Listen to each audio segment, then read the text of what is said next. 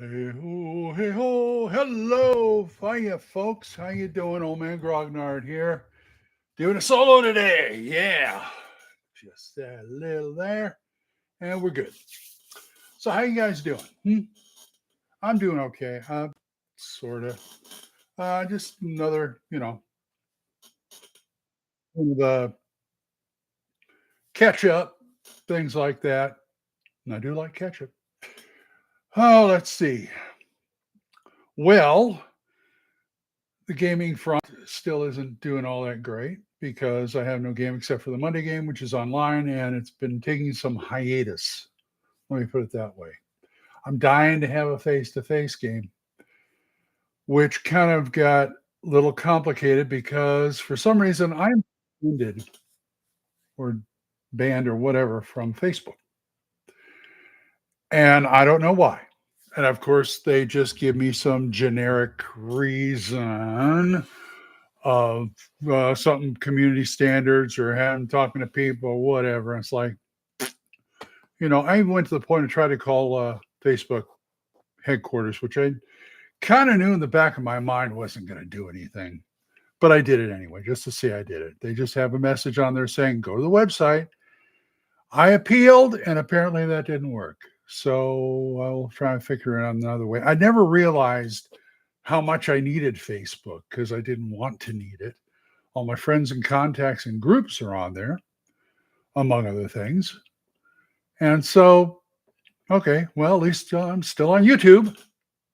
So that's a bit of a stress. I mean, I wanted to look for another group or another game or something in here in Chickasha, and now I can't. Well, I probably can, but it'd be a lot harder. Our game store closed a few months ago, and so our only game store in town. So I can't post anything there. Maybe Twitter. I mean, I'm still on Twitter. I'm not on. I'm banned from Facebook, which also means I'm banned on Instagram. So I can't do it that way either. Anyway, enough of my belly aching about that. What's going on otherwise? I am still working on some stuff with Wizard Tower Games. Shout out Don and Mark and all the people over there.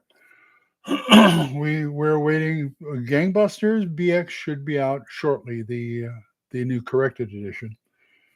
Just waiting on the printer's word saying they're done because they're at the printer. It's been at the printers for a week now. It should be done by now. Anyway, it's a great game. I love the game. Don loves the game. We love the game. I'm still planning on going in April to WizardCon, which is Don's game, and running stuff like Gangbusters, D&D, old school, whatever. And that should be fun. I've pretty much got a free ride on that, except for transportation. I'm trying to figure out how I'm going to be able to afford a plane ticket up there and back. I really don't want to resort to something like GoFundMe. I'm still looking for a job. I'm 68 years old. If you know anybody who wants a part-time, somebody who can do part-time data entry at home, here I am. And I've been applying other places, nothing yet. What else? What else is on my tiny little mind? I really can't think of anything right now. So let me talk about some gaming stuff that I wanted to talk about.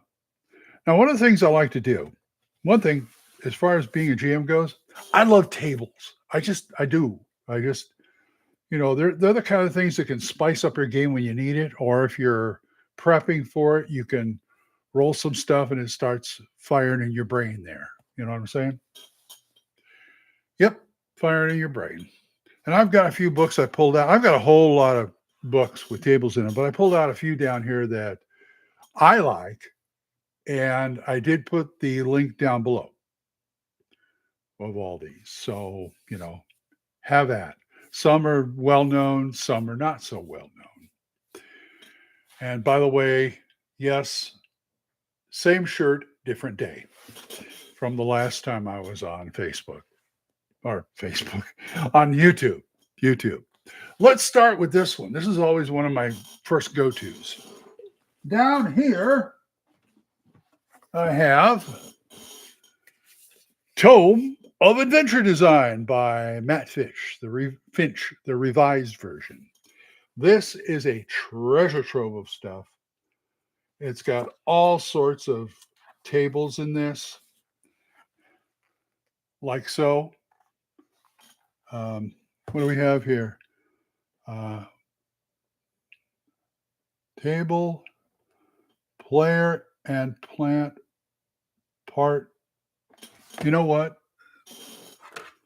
It's glasses time.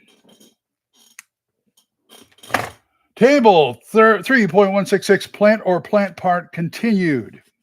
Okay, for choosing plants. What else we got here? What comes next table? Special attack type. Item-based backstories continued, and he gives a lot of good advice on writing, do prepping and running games. And on the side here, they've got all these words. They put just words along the sides here. It's basically for how the writers have prompts. It's kind of a prompts for game masters. Like for instance, a boat. A characteristic of the hyena. Strange eggs. What else we got? Nemesis. Who would be blamed? A mirage. Lava lamp, etc., etc., etc. Really good game. Highly recommended. I used to have the earlier version of this that was done by Frog Guy Games too, which is all by Matt Finch. Very good. He's got a whole series of design books now, but this was the first. It's about, I believe it's retailing for about $60, but well worth the money. What else we got? Another thing I like to pull out is, dun, dun, dun, this should be a no-brainer, Shadow Dark. No matter what you think of the system, it's got a lot of tables in it. Look at that. How to make a city, Castle District. What else we got? Monster stats. They've got monsters. Well, it's an RPG, but Arctic encounters, all kinds of encounters. This thing is chock full of it. In fact, there's another game that I did not pull off the shelf that I probably should have. Venture Generator. There we go. Shadow Dark. Good book. I think it's about 50, maybe. The other one I probably should have pulled off the shelf that I forgot about is Knave, second edition. That one's stuffed with tables for your brain to go. What else we got here? Oh. This series of books is special. Table Fables 1, Table Fables 2, and Table Fables Modern. It's tables. What can I say? Tables, see? And all kinds of things from, what do they got here? Let's take a look at Table Fables for fantasy. A collection of tables for the weary game master is what it is. Hello, Terry. Hello, Mark. I'm just sort of pushing books right now, table books for the GM. Here's one. This is Peculiar Knickknacks and Flavor Items for Food.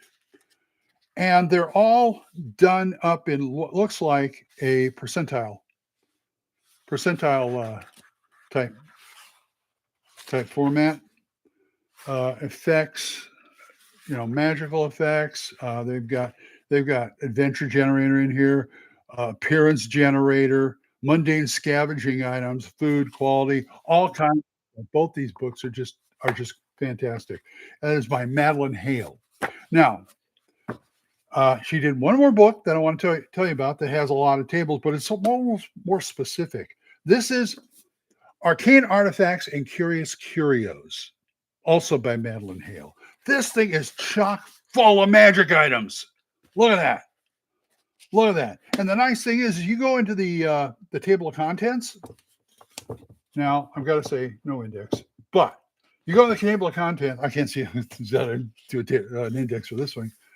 And the table of contents is set up where you can roll on the chapters. There's 10 chapters, and each of them have like, let's see,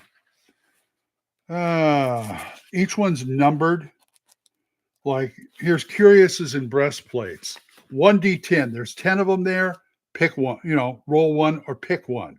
And they're really good magic items. For instance, here's a magic item, Unmoving Curious. It gives appearance, enchantment, and history. Appearance, a lightweight cutlass. A lightweight Curious of hardened leather. Curious is a belt. Enchantment, when the command word is spoken, this Curious freezes and cannot be moved from its place in space by any natural force. In other words, you can't take it off. If you hooked it up, wait a minute, Curious, is that I think it's more of a breastplate. But anyway, it gives a history. This armor was created for a young warrior who was slight in body and strength. He would often be shoved away by larger foes, and to combat this, he commissioned this Curious. His agility combined with his expert timing allowed him to become one of the most fearsome warriors in the land. If that isn't, that isn't adventure generation stuff, I don't know what is. As my friend Glenn Seal would say, brain juice. And it's just wonderful. This thing is stocked with those kind of things. Now, you find these, the Table Fables and the other things, not in your normal usual places. Amazon. And there is no PDF, as far as I know. She never made PDFs of these. Kind of wish she would have, but what are you going to do? And they're very cheap, like $13, 10, 13, 15, 20, something like that. I think the Curio, the magic item one, is kind of probably the most expensive one, because the biggest one is like 300 plus pages or something. But it's a great book. And Terry is right. Yes, Knave and Maze Rats, all done by Questing Beast. And they're just chock full of table. They just are. I'm sorry I didn't grab them. And one final one I want to mention in here. This is the kind of one I wanted to run for a long time. Index Card RPG. There you go. Not only is it a great role-playing game, very simple role-playing game, it kind of suits my kind of GMing. And it gives you like 5 worlds, how to make characters, GM's guide, wonderful GM advice, by the way. I got a sci-fi world, fantasy worlds in here, got a superhero world, a caveman world, and a weird horror, Weird West type world, plus plenty of monsters. And they give you in the back, once again, tables. Sometimes they're tables you don't really realize they're tables until you see the numbers next to them. How to make your own magic items, how to make your own magic. Okay, here's some of the tables back here.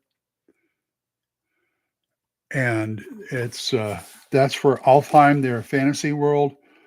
It gives you D20 Alfheim heroes, which can be for NPCs, stories, gear. They're big on gear in this game. Not so much money as gear. And look at this, Monster Selector. And tells you the page. They give you, like, here's one that says, let me see. Like there was one on here. Where is it? Oh, here it is. A brain horror, which I think is brain eaters. Whatever. Gives you the number. Then below it says brain horror cabal. Just gives you asterisks. What it means is look up the original monster and then do your own thing on it. Do your own variation on it, which I really like. Loot, all kinds of loot, things like that. But anyway, these are the kind of books that are my go-tos for creating adventures. And I love these books. God, if I ever had to get rid of them, I don't know what I do. Oh, I do something. I mean, I've got two binders full of stuff I've cribbed off of other games, other systems. In there I even got the old AD&D 1E random encounter tables for in in dungeons and wilderness. So those would be kind of fun. I always like those tables anyway. Also, there's some great tables other places. Hyperborea, look in your anything you got, and of course the internet. The internet's got tons of tables. So that's pretty much what I got this time. And let's see what else we got on the plate. Like I said, I'm looking forward to WizardCon. That isn't until April, and the last day of WizardCon is my birthday, which is nice. What else? So, Wizard Tower Games. What's coming besides Gangbusters? Well, we've got working on a Peaky Blinders RPG, and that's coming along. Also got a sci-fi game, Interstellar, coming along, and an RPG game, and another project I really can't talk about. So, which we will find out eventually, sometime this month. And so we got a lot of exciting things going on there. I mean, I'm editor on most of this stuff. Plus, Wizard Town's turning out their own RPG magazine, and I will be editor on that. I've already turned in a review of an old OSR supplement. One of my favorite from Mayfair Games. Everybody remember Mayfair Games Rolaids, which always wants me to take something for my stomach every time I say that. But I did the Undead supplement. It's probably one of the best ones they ever did. That, and they have a higher level adventure called Lich Lords, which kind of works into that. But yeah, the undead thing is nice because it gives you a whole area of an undead city and undead army that's plaguing the land.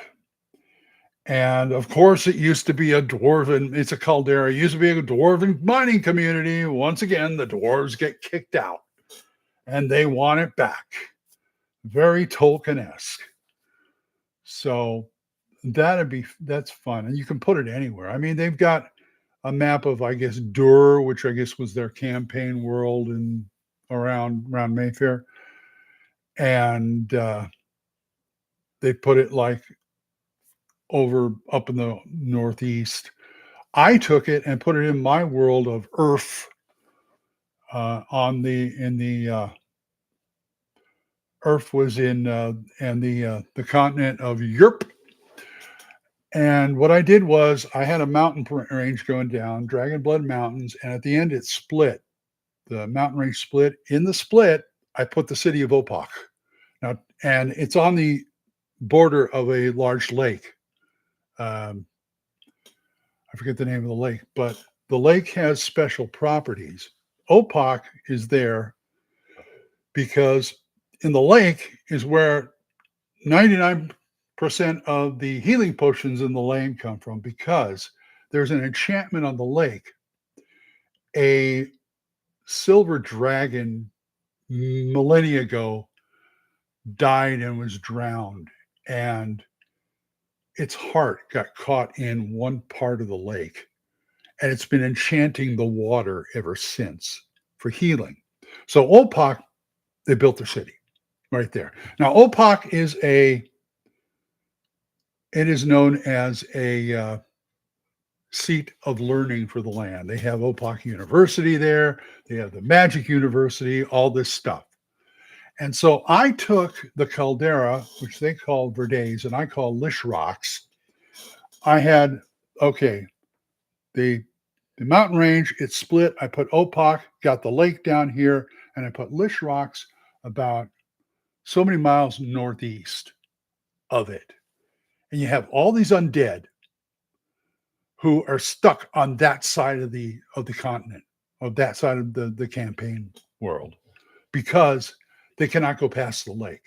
They will not go past it because it's enchanted. It's like it's got this aura around it. It won't. So that's part of the conflict that I've used before. So yeah, I love stuff like that where you can just go and put it in wherever you want. It's also got a nice little adventure in there too, about helping out the dwarves, try and get there was a dwarf back at one of the main dwarf leaders who wanted to go in, like, okay, I'm going to take some people in, we're going to get the city back, and they never heard from him again. So let's get some non-dwarves in there and get them over there and see what's going on, where he went to, what happened. So that's pretty much what you're doing right there. Yeah. Oh, Terry, you got most of the roll-aids? I've got a lot of them. I've got stuff like the entire Fez adventure line. There's like 5 of them, and those are nice. I've got a few others. I've got like dwarves, wizards, giants. When they put out all this stuff. And what a neat thing about it is, because they were at the time licensed for use with first edition AD&D, until they lost the license. But until they had the license, they brought out in the Undead book a Death Dragon, new monsters, Death Dragon, which beats the Draco Lich by 7 years. The first time it appeared, it was 7 years later. So you have that. I love alternate, whether it's, I don't know, what, a wizard or what, a dragon magazine or whatever. What I love is these alternate takes on monsters that you find in these other third-party books, because some of them are really nice. And some of them are pretty badass, I got to say. Fantastic thing. Let's see what else. Been doing this. I've been doing this with my friend Eric and other people. My friend Don, who's pretty much become a regular on Triple D, which is okay with me. I always thought shows work best with 3 people. One, this is all right. It's just me talking. Blah, blah, blah, blah. 2, got somebody to play off of. Fantastic. Got Eric, but you got 3 with Don in there. I mean, I do the same thing on Thicko's Hammer. 3 people, we got a show. Because then you got other differing opinions, which is really nice. As far as Thicko's Hammer goes, by the way, I don't know when those shows are out. I don't know when we're going to do the next one. It's right now, it's more like a when we all find time. You know what I'm saying? You know how that is. When we all find time. I'm the one with the most time. Full on gamers. The next to the one is the full that has time, because he's a long haul trucker. And although at home he does motorcycle repair classes at the local community college, I think he's retired from the Army. He used to run the motor pool, so he do that. But most of the time he's on the road. He's on the road. It's always like, well, I'll just park in this I'll park at this truck stop and boot up, and he'll get from his truck. The hardest one to coordinate with is Brian, because he has an average of 3 jobs. And so I pretty much plan on around those other 2. I'm retired, and I'm one has the most time. So it's more like when they can do it. So that's pretty much the Thicko's Hammer, what's going on with them. And what else? Oh, just, the Wizard Tower stuff thing is going to be fun. It's going to be fun. I'm really excited to get the stuff out and see what we can do about that. Now that I have some skin in the game, I got a dog in this race. It's nice to be associated with a game publisher, especially a good game publisher like Don Samora. Don, like I said, shout out to you. And gaming wise, you got to find a way to find a game. I'm getting antsy, you know. We've got this house. We've got in the dining room. We got this 8-foot long table that cries out for a game to be played on it. I put a couple of pictures up before. I don't know if I can do it here, but I've got a couple of pictures on my hard drive, and it doesn't look like I can either that or I don't know how to do it. But you know what I'm saying? I'm going to try and. You don't have access. How nice. Yeah, me too. Me too, Terry. I'm looking forward to that. Don has been nice enough to have me as a special guest, and I will not disappoint. I will have gangbusters. Excuse me. I will have I will have some gangbusters games to run. I will try to run some D&D too, and I know I will be running at least one Ghostbusters game. I ran one last June at North Texas. Very, very well received. A lot of fun. As far as next year's North Texas, that is kind of up in the air right now. One of the reasons I'm trying to get a job and trying to earn some money is because as of May, Becky retired. So we're both retired and we're both on a fixed income now. And it pretty much goes to all our bills and food. So any extra money we can bring in would be nice. I really don't want to put on a blue vest and say, welcome to Walmart. I don't want to work corporate. I just, but you got to do what you got to do sometimes. I'm starting to think about, thinking outside the box. And we got a Goodwill down the road. I'm thinking of applying there. Becky says, "Oh, they pay like crap." But I said, "Well, yeah, but they pay." I'm looking for at least minimum wage. I'm no expert in stuff, but I can do voice. I can do, the data entry stuff here, and that's no problem. If they got me up and working at the store, I don't know how long I can stay on my feet. So, and I'd like to make it part-time if I could, but we will see. I'm starting to think about it now because I'm going to have to deal with it now. I mean, I've got to figure out a flight or something like that. I like everything before I go to a con or something or vacation or anything. I like everything nailed down ahead of time. You know what I'm saying? As far as going to other cons, that's kind of out of the question right now. I've got WizardCon, I've got North Texas. That'll be my year right there.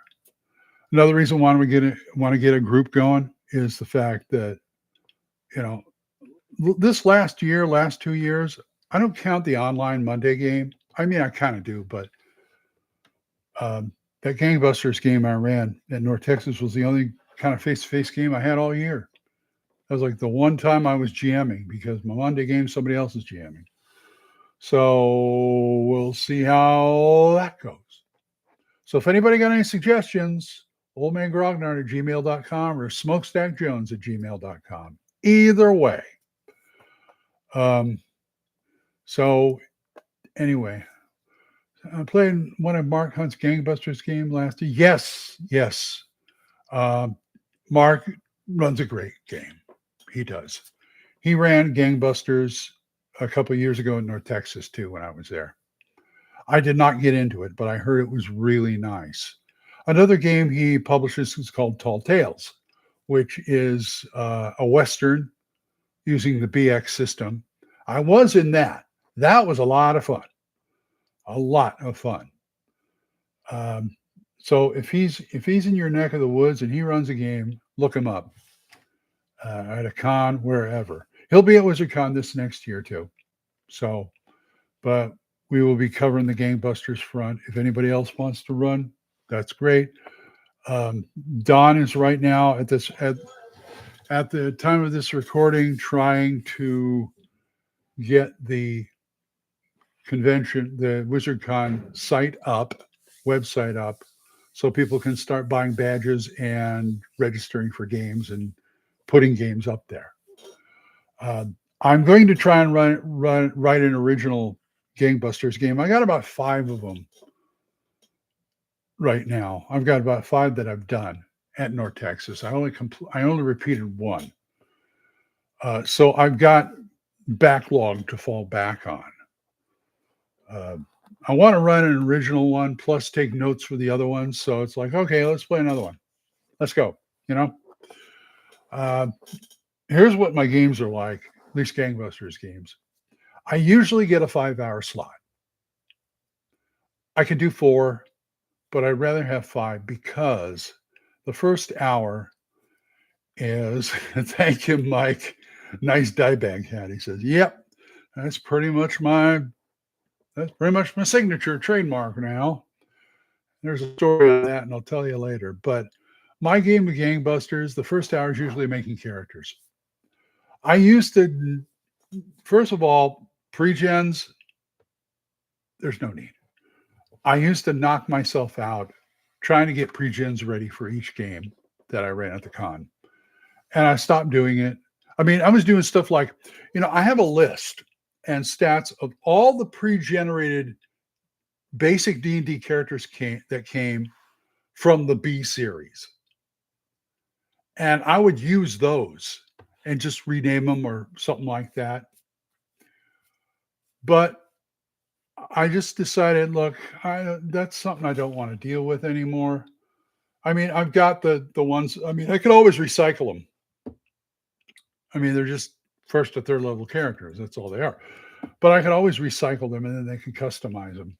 But 1, I don't want to do that anymore. And 2, it connects the players better to the game doing that. And I like that. And last time I ran, I think this year was the first time I did that. And the people really got into it more. They really got into their characters, which I loved. Okay. My friend Carlos, who always plays, he even played a character he played the year before.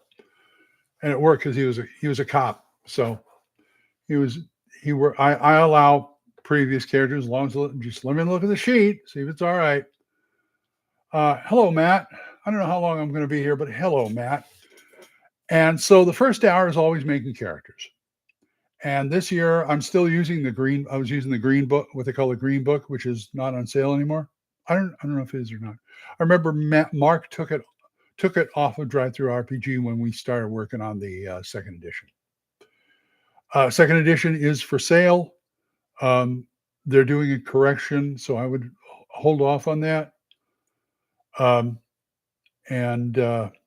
we were using the green book, and so I just said 1st to 3rd level, as long as you're not playing a gangster, it's fine. That's my thing, because I play the gangsters and other NPCs.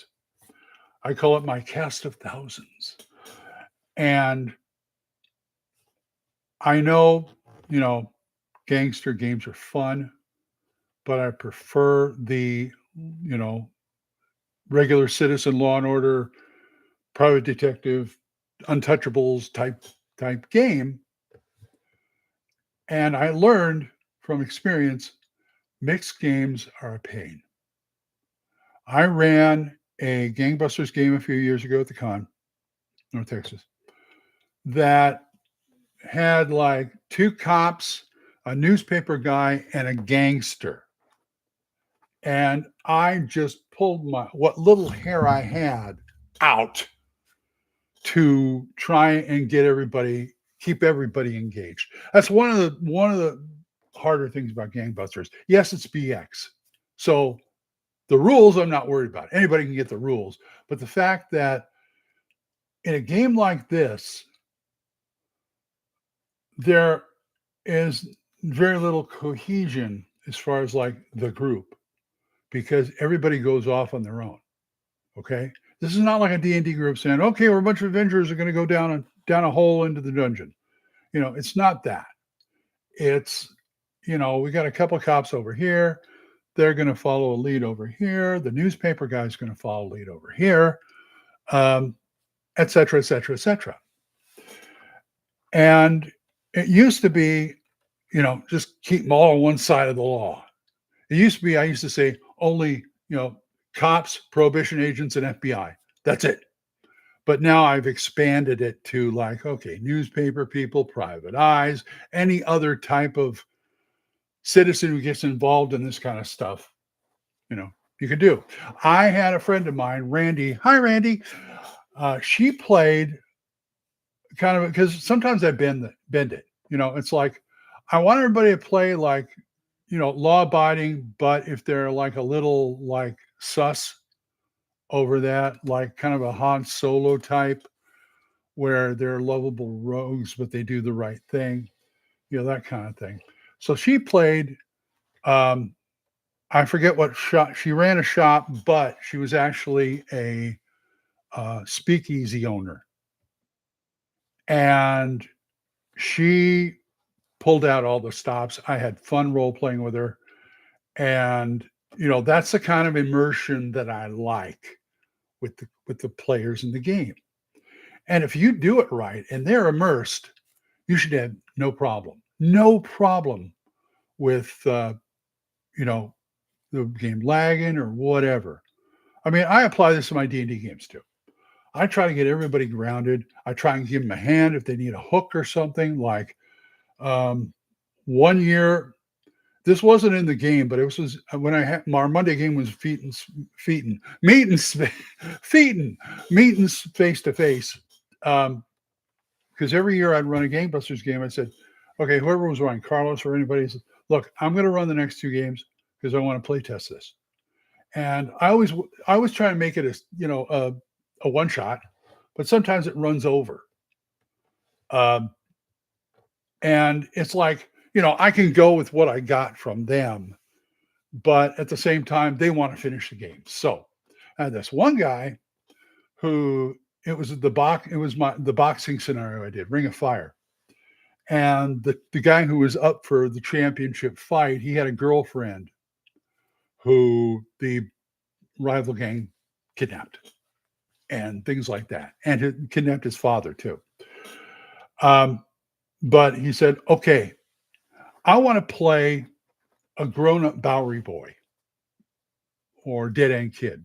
And I said, do you know anything about them? Well, no, kind of, but I was going to do, I said, I sent him a YouTube clip of a scene from Angels with Dirty Faces, which was like the second movie the Dead End Kids ever made.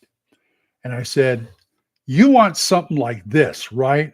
And he said, yeah.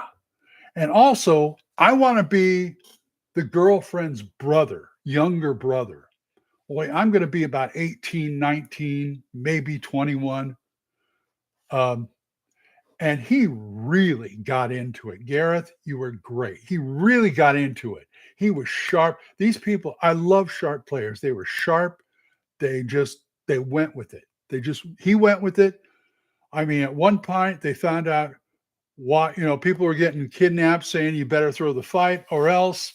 And we had to go find the people who were kidnapped while he fought. Okay. And the fighter, we were in his place. If he found out she was kidnapped, oh my God, what are we going to do? And his trainer runs in saying, oh my God, and he said something that nobody else knew except the player characters. And it was beautiful to watch because the guy who played her brother, he says, I grabbed him, slammed him up against the wall and said, where is he? Where is she?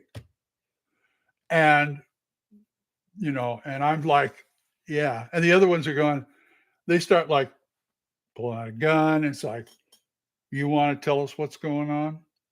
And he just broke. And it's like, it was the most fun role play session I ever had. It it was beautiful. It was just beautiful. Oh, that's one of those role playing game stories you're never gonna forget. God bless those guys. And anyway, that's the kind of thing, I like the immersion. The one thing about gangbusters is if you understand the genre, and most people do because they've seen stuff on TV, they may not be totally familiar with it, but they know the tropes. Okay. And it immediately sucks people in. And I do stuff like I'm always got you know, I got an iPad right here that I've got a soundboard on that I bought a soundboard for it and put all sorts of music and sound effects on there from the period. That helps them get into it.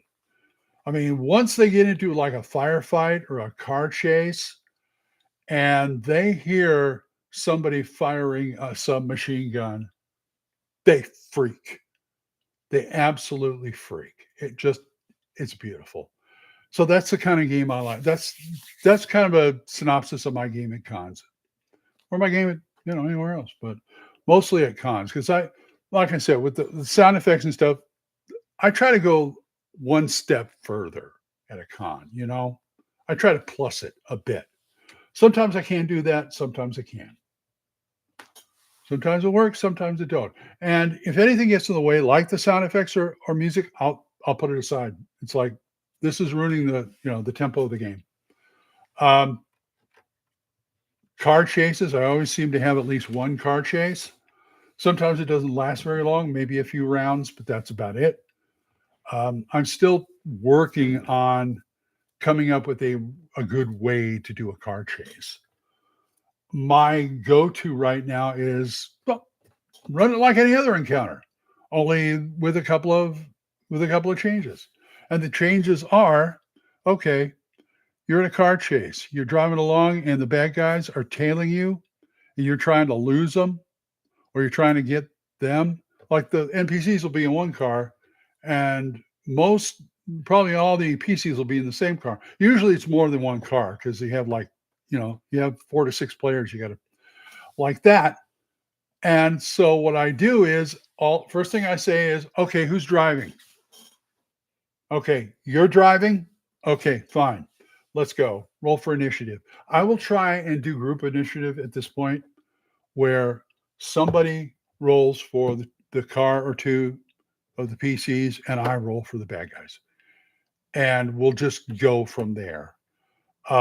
Usually in the car, I try to go by dexterity because I don't want to have to like roll for initiative, then roll for initiative again. That's kind of thing. So, what I do is, okay, PCs have initiative. Fine. What I do is, first thing I do is drivers, roll your driving save. Okay. And if it was my initiative, okay, I'd have the guy who was driving roll his save. And that's what the driving save is for.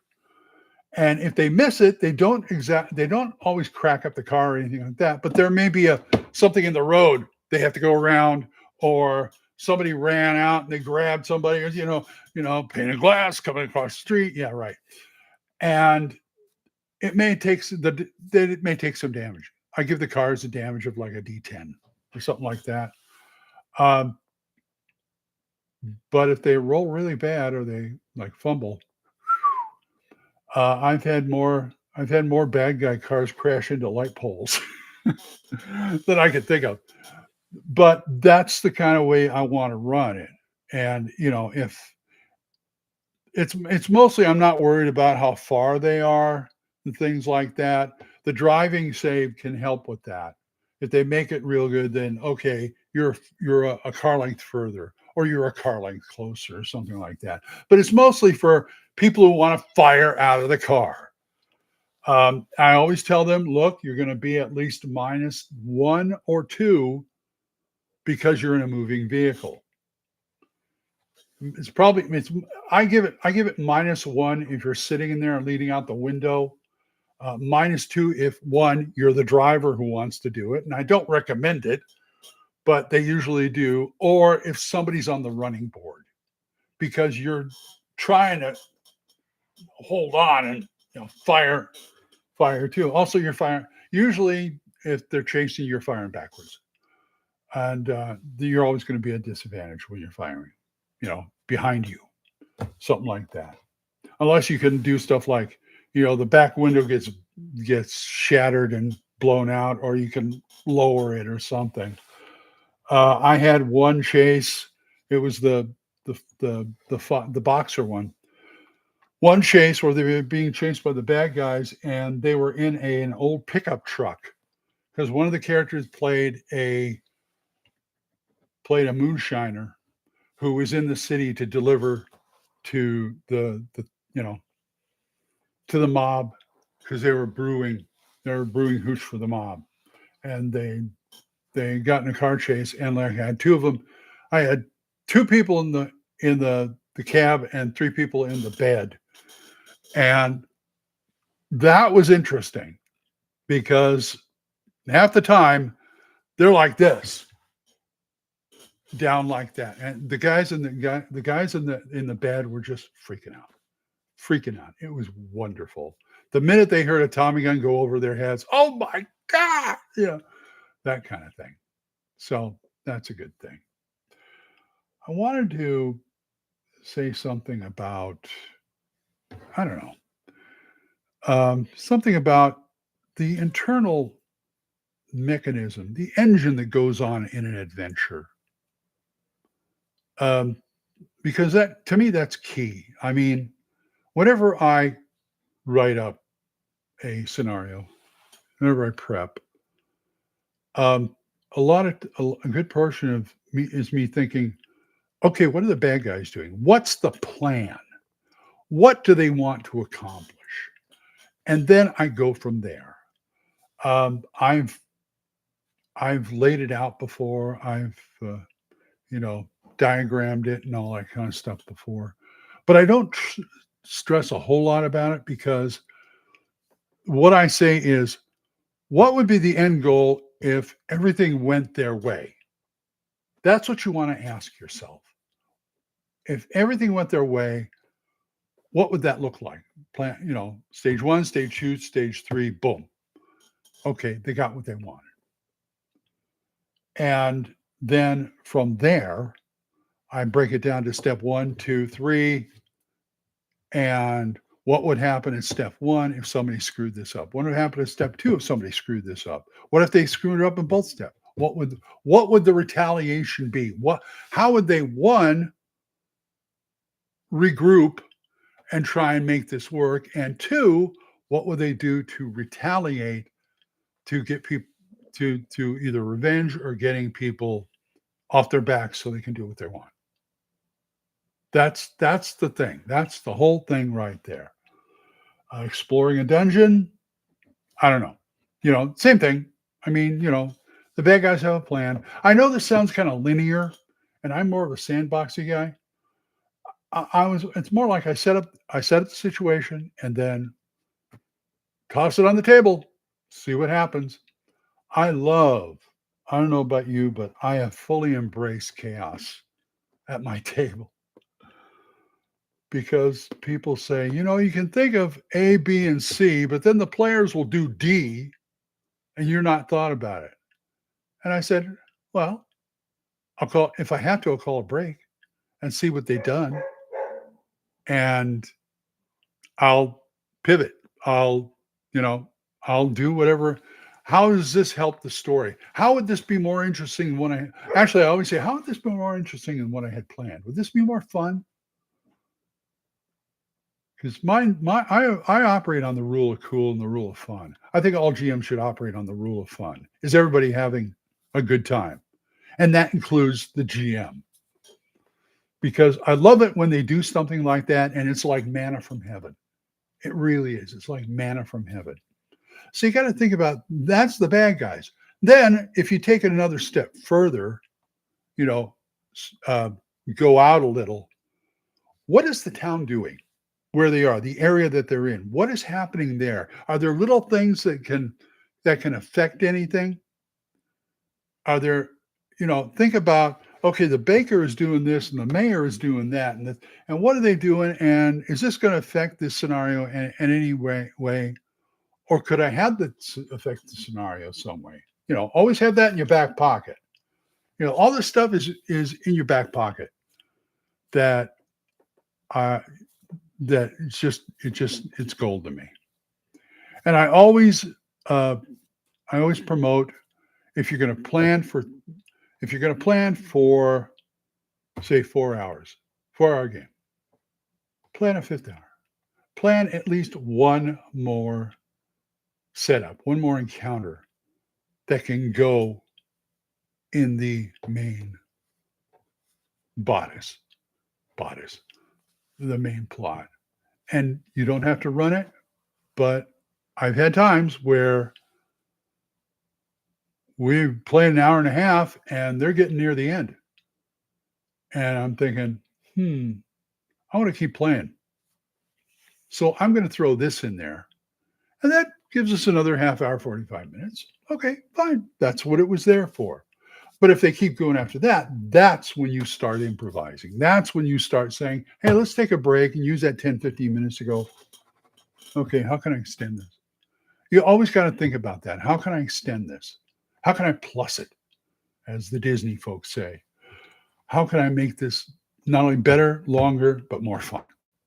That's the whole thing. That's why I'm saying I'm watching the wheel. These are all the wheels that are going on while the player characters are doing their thing. I mean, I understand why, a lot of people, like Gage, my grandson, he's GM before. He says, I don't like GMing. I don't want to GM. And I said, well, what are you GMing for? Because my friends asked me to. And I said, well, you could have said no, but you did it anyway. So it's not something everybody wants to do. There's one time when I just want to be a player. I just want to see. There are certain systems that I can't run anymore, but I had fun when I did, like Champions. And it's not the math or anything like that. It kind of now that I played like D&D so long, it kind of irks me that I have to practically every NPC I have to build. But the thing that gets me is that game, it tires me. It wears me out. Because I'm juggling the scenario plus all these custom NPCs that have their own way of doing things. There's no like group of well, there could be. There could be groups, henchmen, things like that. But there's not normally like a group of goblins who they all have the AC. What I do is they all have the same AC. They all have the same hit points, and they all do the same damage. And I may vary one or two. I don't know. And then led by a big bad over here that's got more tougher and da da da. That's the way I like to run things. But Champions is like, okay, you've got this villain team, and this one does this, and that one does that, and the whole thing. It's like, I played a 4th edition Champions game at North Texas one year, and I sat. This is when Steve Perrin was still around. My buddy Steve. He used to come every year. I was sitting next to him. We were talking, but I was also sitting next to the GM. And I didn't peek around his screen or anything, but I could see him shuffling papers through the whole thing, constantly shuffling papers. And then I come to find, I said, I can't do that anymore. I'll play, but I can't do that anymore. And afterwards, I talked to him. He was there on Brett's. And I talked to him and said, that was a good game. That was a really good game. He said, yeah, but I had to go up to my hotel room and take a 4-hour nap after that. It tires you out that much. It's fun, but for older people, it's tiring. So there are certain games like that. But most games, if I got the minimal, if I know what's going on, I know what the character NPCs are doing, and I got the stats and stuff, I could flip an adventure. Just give me a damn plot hook. Just come up with a plot hook or two and go.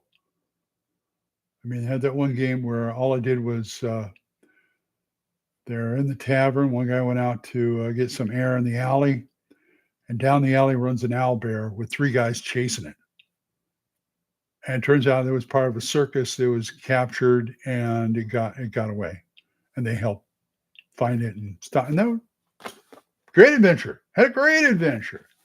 Wunderbar. It led to other things which I really liked.